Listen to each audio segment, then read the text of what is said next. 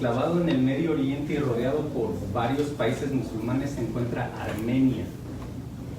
Es un país que tiene una tradición cristiana antiquísima. Y contrario a lo que el comentario del hermano, en este país el 93% de la población es cristiana. Está rodeado por países árabes. ¿Dónde está Armenia? Ahí está rodeado por Turquía, Siria, Irán y Afganistán, países completamente árabes. ¿Qué quiere decir? ¿Cristianos evangélicos o católicos? No, ellos mantienen una iglesia apostólica arminiana. Ahorita vamos a hablar un poquito acerca de ellos. Estos dos apóstoles ayudaron a fundarlo. Eso es según en su tradición de ellos. En sí, Armenia siempre ha sido después de que vi una película, no recuerdo el nombre de la película, pero siempre ha sido un tópico de la historia mía que siempre me ha gustado, y tiene que ver con el genocidio de antes, durante y después de la Primera Guerra Mundial en Armenia.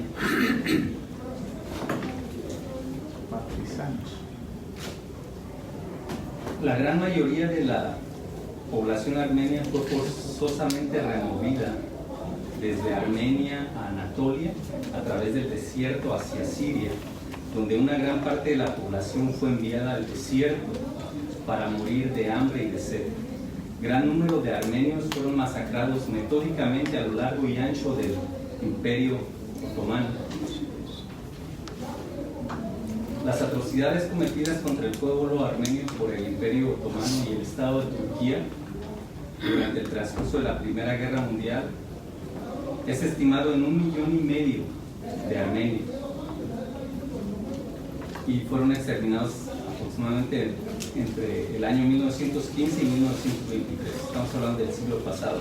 La población armenia del Imperio Otomano de la Primera Guerra Mundial era aproximadamente 2 millones, así de que 75% de su población fue exterminada. Wow.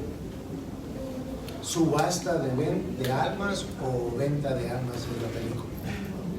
No recuerdo. Auction of Souls. Auction of Souls. Hay que buscarla. Parece que yo vi otra, era media romanticona la película, pero tomaban... Eran partisanos contra... Sí. Los partisanos fueron los guardianes. También. Esta es la razón peculiar por lo cual me gusta este tema histórico, por lo relativo que ahora se ha puesto con lo de ISIS. ISIS también ha hecho estragos en la población, en Siria, en Egipto, en Irak y en otros de los países árabes. Lo importante de esto, destacar, es de que el genocidio llevado a cabo por los musulmanes turcos, fue dirigido solamente contra la población cristiana, con ninguna otra población, contra armenios, asirios y griegos, ya fueran por protestantes, católicos, romanos, ortodoxos o de la iglesia cristiana siria. Fueron asesinados 1,5 millones de cristianos armenios, 3/4 de millón cristianos sirios y 0,5 millón de cristianos griegos.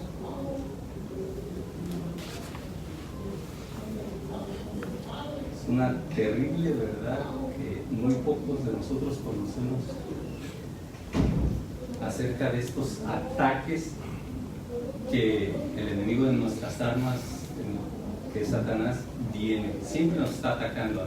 Aquí en América de una forma, ayer lo hemos visto con los ataques, pero a través de la historia, vemos cómo el diablo se ha ensañado contra el pueblo cristiano. Y con el contexto del destino que sufrió el pueblo armenio en el siglo XX, comenzamos nuestro estudio. Los dos apóstoles que vamos a ver hoy son, ¿quién creen? Ellos dos, según la tradición armenia, fueron fundadores de la fe y de la iglesia en Armenia. Bartolomé y Tadeo. Lo podemos conocer a Bartolomé también como Natanael y a Tadeo como Judas Tadeo. Comenzamos con Bartolomé.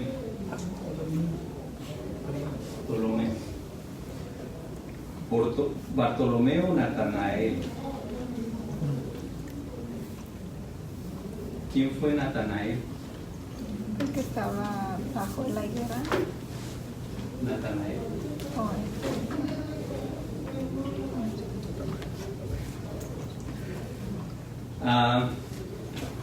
El Evangelio de Juan es uno de los primeros, él está incluido en el grupo principal de los discípulos. En los tres evangelios no sale en absoluto su nombre de Bartolomé o de Natanael, lo siento. Este problema tiene y ha recibido más de una explicación. Se ha sugerido que Natanael no es una figura real, pero una figura ideal para aquellos todos israelitas que dejaron el orgullo nacional a un lado, sus prejuicios y se rindieron a los pies de Cristo. También se ha identificado con Mateo, porque Natanael y Mateo, ambos nombres en griego significan regalo de Dios. No en griego, en hebreo. Mateus. Hay una explicación más simple. Natanael fue traído a Jesús por Felipe y el nombre de Natanael no es mencionado en los evangelios sinópticos. Y el nombre de Bartolomé nunca se menciona en el evangelio de Juan. Ahora, en la lista de los discípulos en Mateo 10:3 y en Marcos 3:18, Felipe y Bartolomé siempre están juntos. Como si fuera algo natural y es inevitable conectarlos debido a la historia que viene en Juan. Por otra parte, Bartolomé es un segundo nombre, significa hijo de Ptolomeo. Ahí está otro nombre para su hijo. Sí. Así que Bar, sabemos de que significa hijo, y Ptolomeo, así que significa hijo de Ptolomeo. Entonces se puede decir que Bartolomé es como el apellido de Natanael. Se puede decir que el nombre completo de Bartolomé es Natanael Bartolomé. Natanael, hijo de Ptolomeo, como Simón Bar-Jonah, ¿no? Simón, hijo de Jonás, igual que el de Pedro. Así más o menos es el nombre de este. Barseverino. Exactamente, así como eso.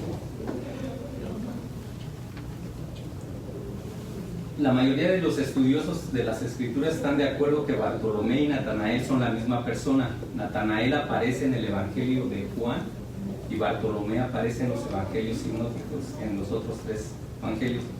Muy probable este nombre, como les acabo de decir, quiere decir Nataniel, hijo de Ptolomeo. Ahora, Bartolomé es tema de algunos escritos apócrifos y gnósticos, como son el Evangelio de Bartolomé, los Hechos de Andrés y Bartolomé, los Hechos de Bartolomé y Bernabé, las cuestiones o preguntas de Bartolomé, el libro de la resurrección de Jesucristo por el apóstol Bartolomé. En estos dos últimos textos, las cuestiones de Bartolomé y el libro de la resurrección de Cristo por el apóstol Bartolomé, nos sorprende que Bartolomé se convierte en el apóstol principal, así como Pedro y Juan son en los otros evangelios. El escritor y comentarista Hans Joseph Klug sugiere que tal vez estas tradiciones apócrifas marcan el cumplimiento de la promesa que Jesús le hizo a Natanael en Juan 1:50. Cosas mayores que estas verás. Por lo pronto veamos el registro histórico de Natanael o Bernabé. Primero vemos la pequeña invitación que le hace Felipe a Natanael en Juan 1, 45 y 46. Felipe halló a Natanael y le dijo: hemos hallado a aquel de quien escribió Moisés en la ley, así como los profetas, a Jesús, el hijo de José de Nazaret. Natanael le dijo: ¿de Nazaret puede salir algo bueno? Le dijo Felipe: ven y ve. ¿De Nazaret puede salir cosa buena? Este comentario tan espontáneo por parte de Natanael nos permite ver que, según las expectativas judías, el Mesías no podría venir de un lugar tan oscuro como era el caso de Nazaret. Escuché a Mark Lanier hace aproximadamente como un año, él explicando acerca de este pueblo de Nazaret, y él dice que probablemente había una guarnición de soldados romanos debido a su ubicación, que era permanente, y muchos de estos soldados o abusaban de las mujeres del pueblo, o si había una mujer de baja moral, pues pagaban por su servicio. Nazaret no podía haber tenido una buena reputación en ese aspecto. Y eso nos lleva a que, ¿por qué creen ustedes de que algunos judíos acusaban a nuestro Señor de ser hijo de pecado? Porque de alguna forma era de conocimiento público las circunstancias del nacimiento de nuestro Señor. Y usualmente, ¿qué es lo que se dice en nuestras comunidades o en nuestra sociedad? Ahora ya, se puede decir, en el reciente pasado, cuando una jovencita queda embarazada. Recuerdo en mi familia que decían: no, fue obra del Espíritu Santo, para burlarse. Pienso que en ese tiempo no pudo ser muy diferente, ¿verdad? Pueblo chico, infierno grande. Eso es más común. También John MacArthur hace su comentario sobre, que nos da luz un poco más acerca de esto, acerca del pueblo de Nazaret. Dice: así como los galileos eran menospreciados por la gente de Judea, así también los galileos detestaban a la gente de Nazaret. Era un pueblucho. Mi familia es de un ranchito de allá del estado de Michoacán, en México, y recuerdo que la carretera nacional pasaba un poquito alejado del rancho, entonces había una brecha que tenían que tomar para llegar al rancho. Y entre más te adentrabas hacia el cerro, para allá, había varios ranchitos, pero entre más alejado estabas tú de la carretera nacional, pues más menospreciado eras, porque te decían que eras del cerro. O sea, siempre estábamos viendo. Recuerdo también en la secundaria, yo vivía en una colonia que tenía todos los servicios, había pavimentación, había agua potable, la mayoría de las comunidades, pero había una colonia a un lado que apenas estaban como construyendo, apenas la estaban regularizando, las calles estaban polvosas, cuando llovía se hacían, y la secundaria daba servicio a esta colonia y a la otra. Y nosotros, los de esta colonia, para burlarnos de la otra, porque el nombre de aquella colonia se llamaba Tierra y Libertad, por el lema de Emiliano Zapata. Y nosotros les decíamos que ellos no eran de Tierra y Libertad, les decíamos que eran de Tierra y Lodo. Entonces, pues, cuando se trata de menospreciar y de demeritar, ¿verdad?, nos pintamos solos para ello.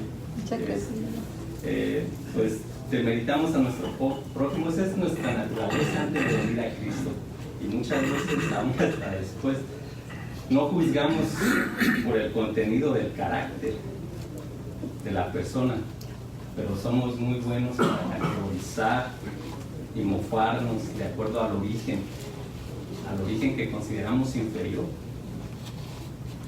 Los medios de comunicación hoy algunos se quejan de que los sajones son racistas. Algunos sajones. Pero nosotros como latinoamericanos no nos quedamos atrás. Encontramos muchas distinciones entre nosotros.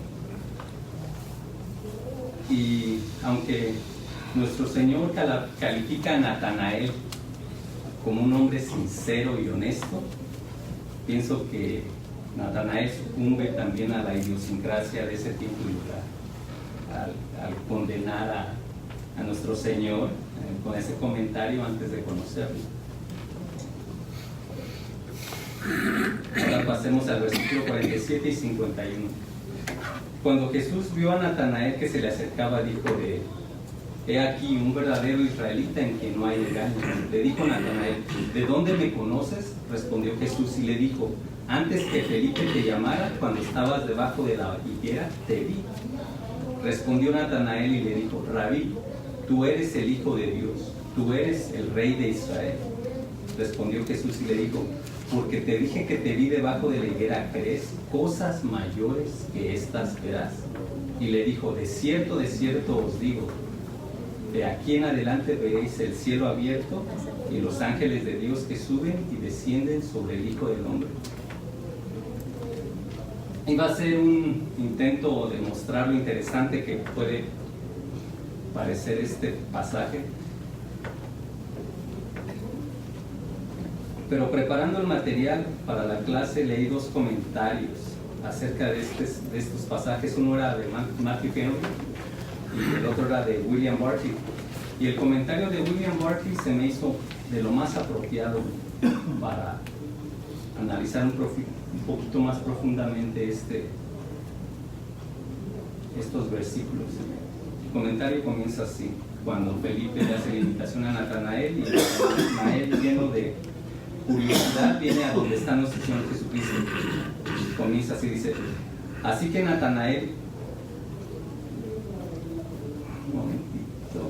Natanael vino y Jesús podía ver en su corazón.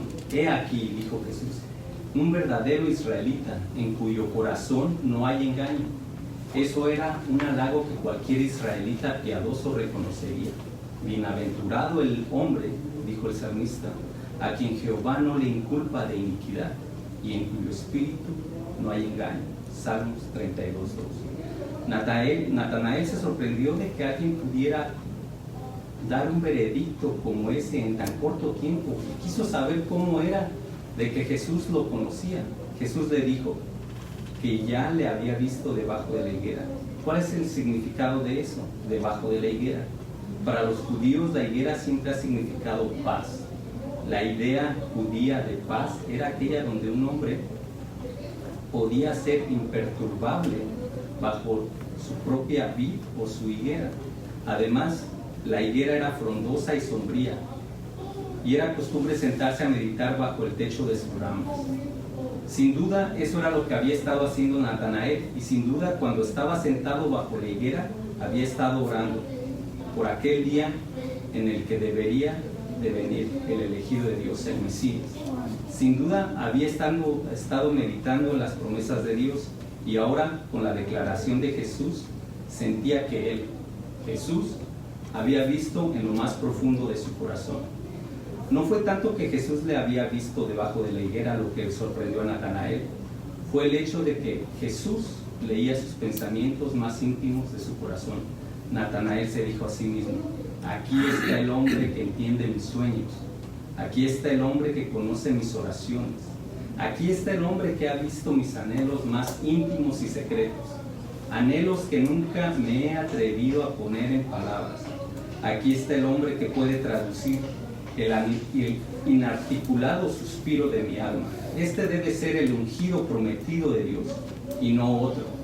Natanael se rindió para siempre al hombre que había leído y entendido y satisfecho su corazón. Puede ser que Jesús sonrió y citó la historia de Jacob en Betel, donde había visto la escalera dorada que conduce al cielo. Era como si Jesús dijera: Natanael, puedo hacer mucho más que leer tu corazón. Puedo ser para ti, al igual que como para todos los hombres, el camino, la escalera que conduce al cielo. Es a través de Jesús y solo de Jesús que las almas de los hombres pueden subir la escalera que conduce al cielo. Hermoso comentario, ¿verdad? Bueno, muchas gracias. Continuamos. Los viajes misioneros. De acuerdo con los Hechos de Felipe, Natanael, que es un escrito gnóstico, Natanael viajó junto al apóstol Felipe a Hierápolis y Laconia a ministrar. De acuerdo con el relato, aun cuando fue clavado con clavos en la pared, sobrevivió, y no así Felipe, que fue traspasado por clavos en los pies y en los tobillos y colgado hacia abajo en un árbol. Ahora Bartolomé, de acuerdo a la tradición, fue a Egipto. De acuerdo con esta tradición, los apóstoles dividieron los países para el ministerio y a él le tocó ir a Egipto. Como no estaba familiarizado con el país, le pide ayuda a Pedro. Al negársele la entrada a Egipto, Pedro lo vende a un mercader. Bartolomé es como entra a Egipto, hace muchos milagros, predica el evangelio de Jesús. Después de 3 meses se va a Partia, donde sufre su martirio. Esto es de acuerdo con los Hechos de Felipe. La iglesia arminiana ha declarado a Bartolomé como santo patrono por más de 1400 años. De acuerdo con el historiador de la iglesia arminiana Malaquia Ormanian, la casi conversión instantánea de la iglesia arminiana, de la población arminiana al cristianismo en el IV siglo, solo puede ser explicada por la existente presencia de una comunidad cristiana que había echado raíces ahí siglos antes. Esto no prueba que Bartolomé visitó Armenia, pero por lo menos le ayuda a hacer a la narrativa más plausible y creíble. La tradición arminiana nos dice que Bartolomé apareció después del apóstol Tadeo, quien había predicado en Armenia por el año 43, y que Bartolomé apareció por allá por el año 60, que fue martirizado en el año 68 en un poblado que se llamaba Álbanos. Y de acuerdo con el breviario romano, Bartolomé fue desollado vivo y decapitado. Su tumba es venerada en Alpag, en el sureste de Armenia. Bartolomé fue a la India. El martirio de Bartolomé reporta que él echó fuera demonios, sana a la hija de un rey ahí en la India, Polymus, y después convierte a la familia real a la fe. Este relato también se da un relato físico de Bartolomé, así como en los Hechos de Pablo se hace un retrato hablado de Pablo, ¿verdad? Asimismo, en este martirio de Bartolomé se hace un retrato hablado de cómo lucía Bartolomé. La evidencia de que Bartolomé visitó India es fuerte, pero pierde su valor al compararse con la misión o el viaje de Tomás a la India. Eusebio relata que un filósofo estoico llamado Pantaenus se convirtió al cristianismo y fue a evangelizar a la India, donde se llevó una sorpresa, ya que se encontró con un evangelio de Mateo que según los locales había sido llevado por el apóstol Bartolomé.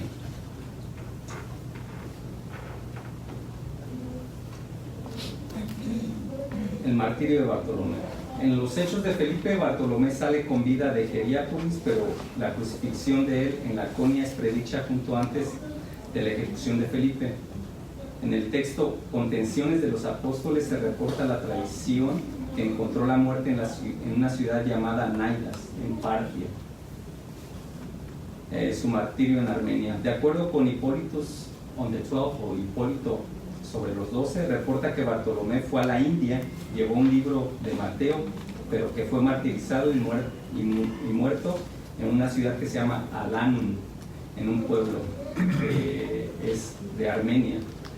Una de las grandes dificultades de trazar la tradición de Bartolomé en Armenia es que aparece ya muy tarde en la historiografía de la propia Armenia, aunque sí es mencionado por el primer historiador armenio llamado Moses Sonerac, quien nació en 415 y escribió su historia alrededor de 480. Esto es lo que comenta el padre de la historia armenia. Vino a Armenia el apóstol Bartolomé, quien sufrió martirio entre nosotros en el pueblo de Arepan. El erudito arminiano Malachi Armanian cree que los orígenes apostólicos de la iglesia arminiana pueden ser considerados un hecho incontrovertible de la historia eclesiástica. Y pues su martirio en India, en el martirio de Bartolomé, que se originó en el V o VI siglo, y está preservado en 3 idiomas, latín, griego y arminiano, reporta que Bartolomé viajó a la India y que fue golpeado con palos y decapitado por sacerdotes paganos que se quejaron contra el rey y que su cuerpo fue tirado en el mar. ¿Qué concluimos? Similar a todos los apóstoles menos prominentes, la evidencia del martirio de Bartolomé no es conclusa. Y no hay un consenso de dónde, cuándo y cómo, pero hay una unanimidad de que fue martirizado. Aunque tenemos que tomar en cuenta que la tradición fue escrita muy tarde, tomando todo esto en consideración, Sean McDowell en su libro piensa que Bartolomé hizo viajes misioneros y que esa es una verdad, es un hecho histórico de alta certeza. Ahora, en cuanto al martirio, Bartolomé murió como mártir y Sean piensa de que es plausible, pudo haber sido muerto o pudo haber muerto de razones naturales. ¿Algún comentario ahorita? ¿No? Vamos a pasar con Tadeo. Esto va a ser un poquito más rápido. ¿Qué quiere decir Tadeo? Corazón valiente o valiente. No se sabe casi nada de la vida de Tadeo, ni antes ni después de la ascensión de nuestro Señor Jesucristo.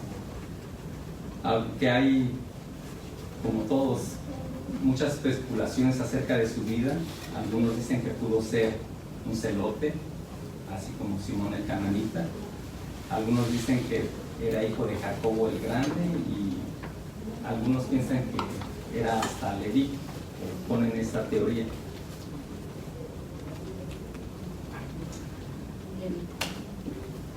Hay una historia rara, pero popular en las historias del este, originándose en el segundo siglo, que todavía deja perplejos a muchos historiadores, y esta es la historia. La relata Eusebio en su historia eclesiástica, y también la menciona el historiador arminiano Moses Sorena. En esta historia Eusebio relata que debido a la fama del poder curativo de nuestro Señor Jesucristo, el rey Akbar, que vivía al otro lado del río Éufrates, envía una carta a Jesús rogándole que lo cure, y Jesús le responde y le dice que sí, que lo va a curar, pero nuestro Señor Jesús muere y no se le responde a este rey. Entonces, ya después de que han recibido el Espíritu Santo, los apóstoles y esto, Tomás envía al apóstol Tadeo a predicar y evangelizar y a curar a este rey. Es una de las historias en cuanto al apóstol Tadeo. Viajes y destino del apóstol Tadeo. Hay una variedad de tradiciones que rodean los viajes y el destino de Tadeo y se pueden dividir en dos, las historias orientales y las historias occidentales. En las historias orientales, una tradición cóptica independiente de los hechos de Tadeo en griego reporta que Tadeo predicó y murió en Siria. Debido que la tradición lo pone por todas partes, es importante mencionar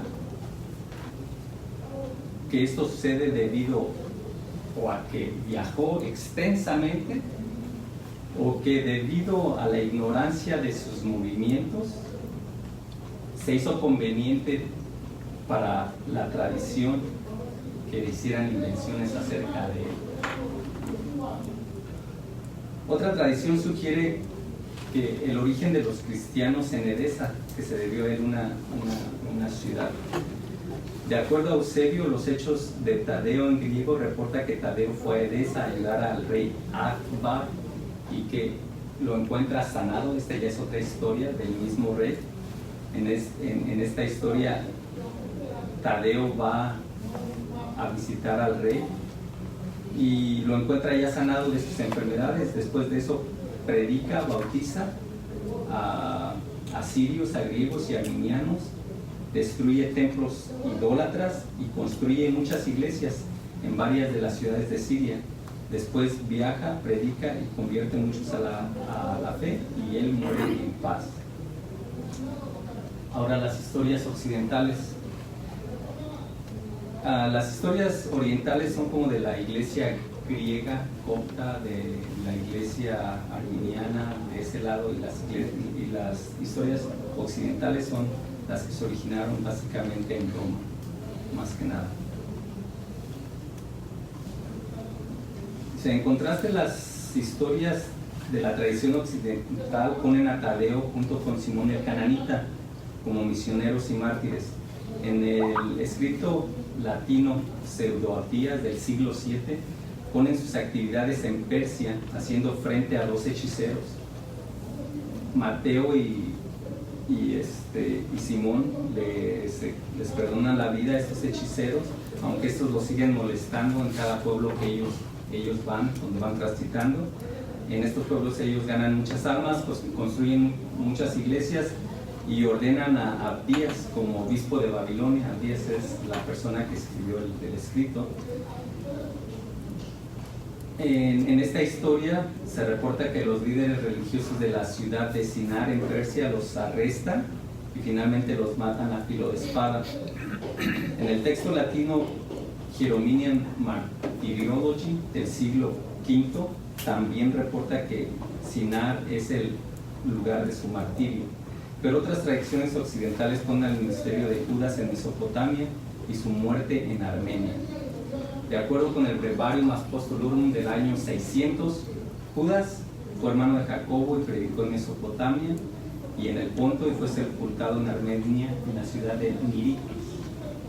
Las tradiciones no estipulan que Tadeo murió en Armenia de muerte natural, pero es fuerte la implicación, aunque escritores griegos después vinieron y le agregaron y declaran algunos de sus escritos que infieles del pueblo de Ará lo atravesaron con flechas a Tadeo. Junto con Bernabé, Tadeo es considerado uno de los primeros iluminadores o ilustradores de Armenia. La tradición popular lo considera el primer evangelista en Armenia. La iglesia de Armenia está convencida de que Tadeo fue el primer evangelista del país y que él murió como mártir. ¿Qué concluimos? Como todos los otros apóstoles menores, existen dudas en cuanto a su identidad por la ambigüedad del relato. Algunas veces puede ser confundido con Judas, el hermano de Jesús, y en otras ocasiones con Adai, en el texto que contiene la doctrina de Adai. Los relatos de su muerte varían en ambas direcciones, en la oriental y en la occidental. La verdad en cuanto a este caso nos elude. En ambas tradiciones es martirizado y en ambas tradiciones él muere de muerte natural. También viaja por muchos lugares y eso genera sospechas. Debido a esto, Sean McDowell concluye en su libro que es acerca de Tadeo, que si él hizo viajes misioneros es un hecho histórico con alta certeza. Y la probabilidad de que Tadeo haya muerto como mártir, plausible, ¿verdad? 50 y 50%. Debido a que las tradiciones ya son muy lejos, están muy retirados del tiempo en que realmente sucedieron. Ahora, tengo que hacer una nota acerca de esto. Todos los mexicanos probablemente conocemos de esto, ¿verdad, doctor? San Judas Tadeo. San Judas Tadeo, uno de los santos de mayor veneración por católicos en México, el defensor de las causas perdidas, ¿verdad? Y de los Difíciles. Y de los enfermos. Y de los enfermos.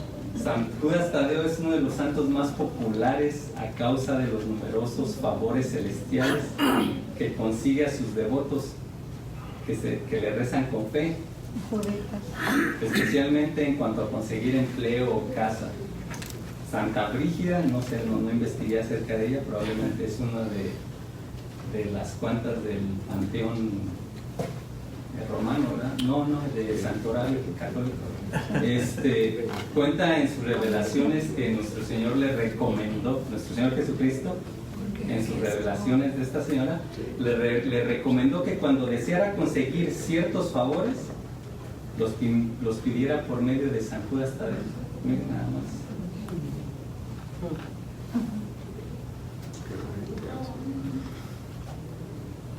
En cuanto al único registro del relato entre Judas y nuestro Señor, podemos leerlo en Juan 14, del 19 al 23. Vamos a hacer corto. Nuestro Señor Jesucristo nos dice: todavía un poco y el mundo no me verá más, pero vosotros me veréis, porque yo vivo, vosotros también viviréis.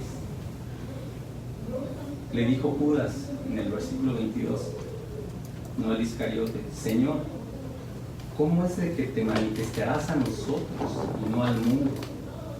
Respondió Jesús y le dijo: el que me ama, mi palabra guardará, y mi Padre le amará, y vendremos a él y haremos morada con él. En el versículo 19 Jesús hace una declaración que a mí en particular me llena de confianza y gran gozo. Porque yo vivo, también vivirás. Es probablemente una de las más grandes declaraciones que ha hecho nuestro Señor. Porque yo vivo, tú también vivirás. Pero hasta ahorita leyendo, me enfoqué en la pregunta que hace Tadeo, y me doy realmente que él estaba poniendo atención a lo que nuestro Señor estaba diciendo. Y no es de que Tadeo esté dudando de las palabras del Señor, pero no se puede explicar él cómo es de que nuestro Señor Jesucristo va a poder revelarse a ellos, a los apóstoles, y no al mundo. Entonces la respuesta de nuestro Señor es grandiosa y alcanzamos a vislumbrar cómo es de que Él se manifestará en ellos, a los apóstoles y a cada uno de nosotros, los que lo hemos aceptado como nuestro Señor y Salvador, y cómo no se manifestará al mundo. Primero, tenemos que amarlo y sabemos que el mundo no le ama. Segundo, tenemos que guardar su palabra, ser obedientes a su palabra. Y si sabemos que el mundo no le ama, pues menos guardarán su palabra. Entonces, cuando le amamos, el Padre nos ama, y junto con Él, a través del Espíritu Santo, Dios mismo viene y hace morada en nuestros corazones. Se está revelando en nosotros. El que me ama, mi palabra guardará, y mi Padre le amará, y vendremos a Él y haremos morada con Él. Juan 14, 23. Sabemos por la Biblia y la tradición de la iglesia primitiva que Tadeo, a través de su vida, después de Pentecostés y en sus viajes misioneros, tenía la firme convicción y confianza que sus pasos eran guiados por el Espíritu Santo y que todo lo que hacía a través de su diario vivir era por amor a aquel que le permitió que Dios viviera, no a vivir junto a Él, pero a vivir en Él. Y sabemos que esta declaración es verdad. Si nosotros no hemos experimentado a Jesús en nuestra vida y no hemos dejado que el Espíritu Santo dirija nuestros pasos, pues sería buen tiempo, ¿no?, de tener una reflexión interna con nosotros mismos y ver dónde estamos parados respecto a nuestro caminar con Dios. ¿Estamos amando a Jesús? ¿Cómo sabemos que realmente lo amamos? Les voy a dar una pista. El que me ama, Se me amáis, mi palabra guardarás mis guardará. mandamientos. ¿Verdad? ¿Realmente estamos cumpliendo este mandato? O como dicen los de por ahí del movimiento de la prosperidad, solamente es una bonita manera de vivir el ser cristiano. ¿Qué concluimos? ¿Estamos haciendo morada con Jesús, con el Padre, con el Espíritu Santo? ¿Está viviendo Dios dentro de nosotros? Es algo para reflexionar, ¿verdad? Punto para la casa número 2. Antes de que Felipe te llamara, cuando estabas debajo de la higuera, te vi. Respondió Natanael y le dijo: Rabí, tú eres el Hijo de Dios, tú eres el Rey de Israel. ¿Cuántas historias conocemos de personas que han venido a los pies de Cristo y lo conocen y reconocen quién es Él? Y lo vemos a través del poder mostrado en sus vidas de ellos, en sus vidas rectificadas. El poder de Dios, ¿verdad? ¿Cuántos muchos de ellos van por el mundo gritando a los cuatro vientos? ¿Quién los salvó? Esos relatos de las conversiones de tantos hermanos son las historias que colorean de agradecimiento el gran marco de nuestra completa salvación. Así como Natanael lo reconoce como Dios y Rey, ¿estamos usted y yo dándole el lugar que Él se merece? ¿Está realmente en nuestros corazones? Y si usted está seguro que sí, ¿qué evidencia tiene que así es? Estamos guardando su palabra. ¿Alguna pregunta más? ¿Algún comentario? Ya es. Bueno, si nos vamos a levantar, vamos a orar. No me queda más que agradecerlos por aguantarme aquí 3 sesiones. No, Señor, recibe Gracias, Señor, te damos en este día por la bendición de